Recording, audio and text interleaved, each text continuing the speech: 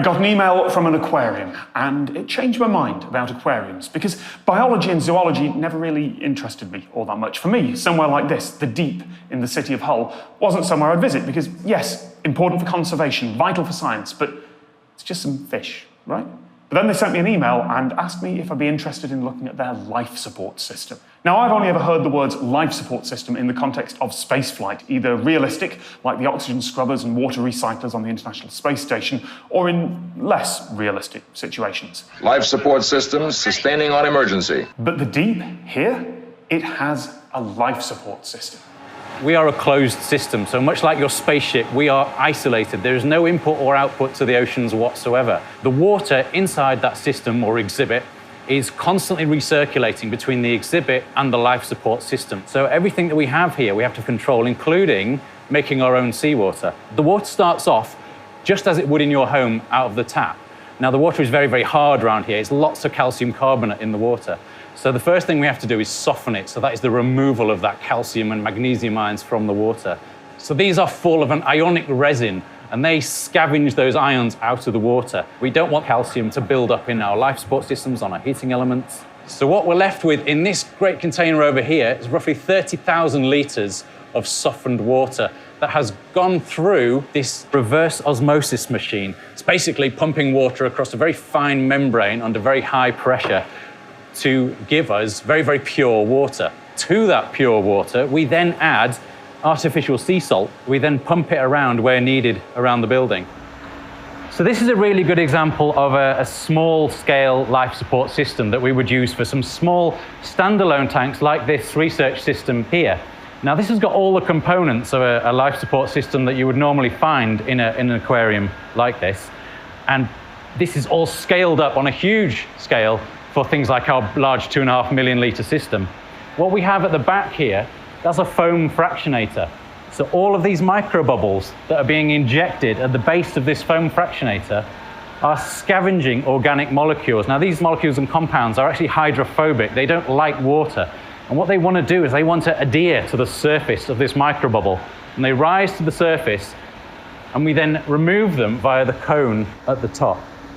This is a biotower. So fish excrete ammonia and urea. Now we have to convert those to less toxic forms.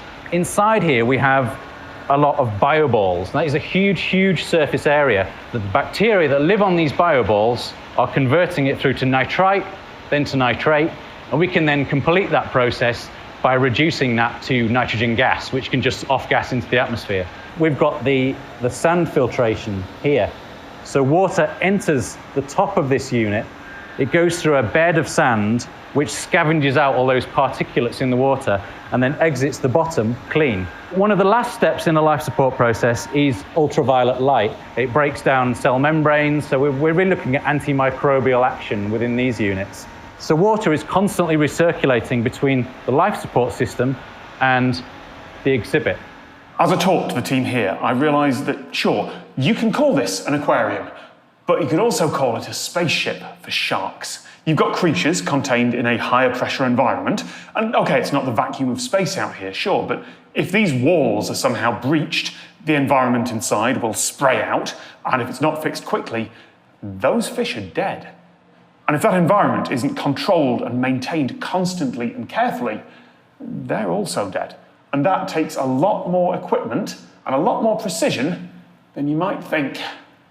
So just as we have a small foam fractionator on our smaller life support systems, this is the scale of this skimmer on our large system. Now, this is part of the building, it's so huge.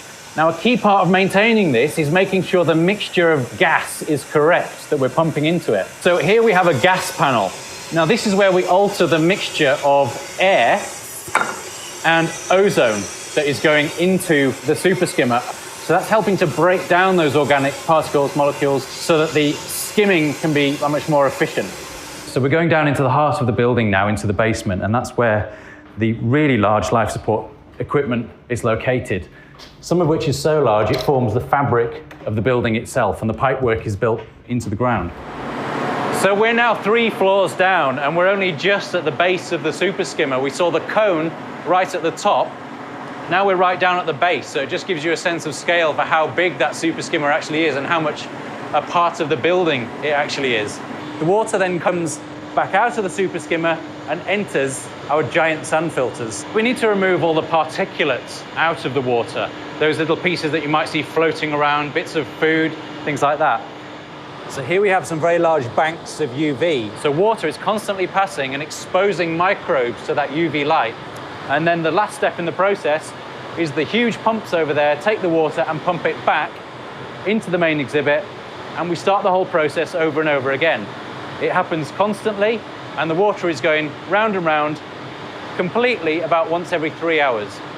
So here we are above our main exhibit, Endless Oceans. Now this is a tropical marine system. It's 2.5 million litres, it's 10 metres deep, and in here is where we keep all of our really key species, including some that are unfortunately now critically endangered in the wild. We do call it a life support system because it is doing exactly that. It is sustaining life.